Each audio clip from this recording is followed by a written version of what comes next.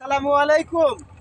ফেসবুকের কাজ নয়, এসেছি একদম সরাসরি মাঠের কাজে।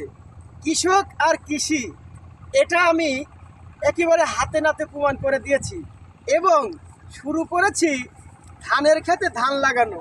আর এই ধান যদি আমরা না লাগাই তাহলে আমরা কৃষক বাঁচবো না। তাই শুরু করলাম ধান লাগানো। ইনশাআল্লাহ আপনারা একটু দেখেন কিভাবে ধান লাগাই। ইনশাআল্লাহ মোটামুটি আমরা কৃষক, ফেসবুকে কাজ করি, তার পাশাপাশি খেতে ধানও লাগাই। কারণ ফেসবুকে খালি কাজ করলে পরে হবে না, পাশাপাশি এই কৃষক আর কৃষি বাঁচিয়ে রাখতে হবে। কারণ আমরা কৃষক মানুষ, কৃষকের রক্ত আমাদের শরীরে। আর যদি কৃষি না বাঁচায় রাখি তাহলে আমরা নিজেরাও বাঁচবো না।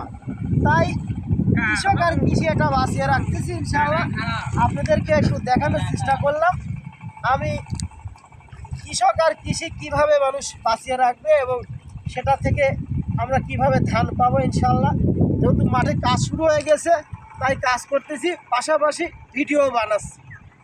আল্লাহ আমি আপনাদেরকে দেখাচ্ছি কৃষিকাজের পাশাপাশি পুকুরের পাড়ে কোনো জায়গা ফেলে রাখা যাবে না। যেমন এই দেখেন ফেলে রাখিনি বলে আজকে কলা ধরেছে, কত দেখেন কায়েত কায়েত কলা ধরেছে।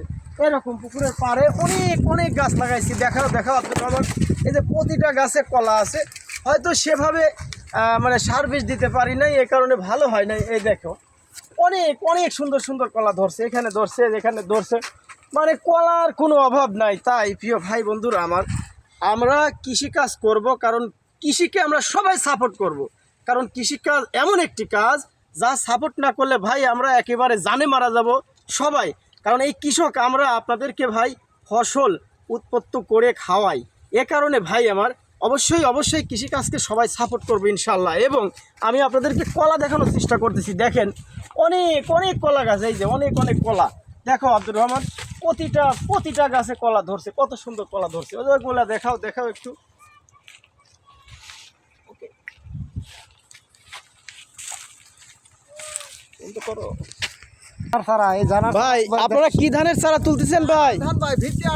ভিত্তি 28 ভাই, চারা উঠতেছে তো ভালো মতো? গাড়িজ তো ভালো না, ভালো চারা দিতে পারে নাই, তাই তো ভাই? ভালো চারা হয় নাই, মানে ধান পাকাপাকি লাগেছে। ওই যে জানা গিরিস্ত ভালো চারা দিতে পারে নাই ভাই। ওই দেখেন এই গিরিস্ত ভাই, চারা ভালো হয় নাই তো আপনার। সব বড় বড় ধানের বোঝা, মানে ধানের চারার বোঝা বেঁধে রাখা হয়েছে, এগুলি সব লাগানো হবে ইনশাল্লাহ। এই যে সবই লাগানো হবে, বড় বড় ধানের চারার বোঝা ইনশাল্লাহ লাগানো হবে। যেহেতু পাক লাগে গেছে, সারা মাঠে প্রচণ্ড লিভার আর পাক লাগে গেছে।